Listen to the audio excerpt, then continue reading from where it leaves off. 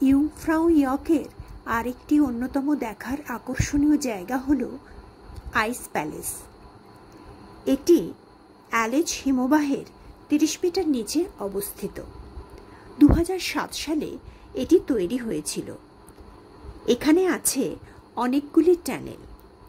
আইস টানেলগুলি একটু স্লিপারি, তাই খুব সাবধানে হাঁটতে হয় এখানে। প্রতিদিনই এটি খোলা থাকে। এখানকার টেম্পারেচার হলো -3 ডিগ্রি সেলসিয়াস। সবসময়ই এই টেম্পারেচার থাকে।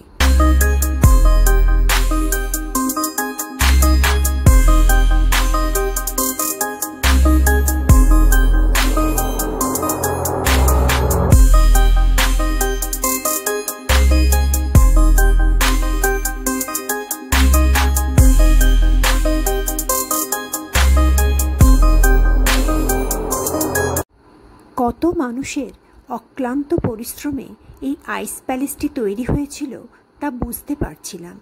এখানে তারই কিছু ছবি রয়েছে।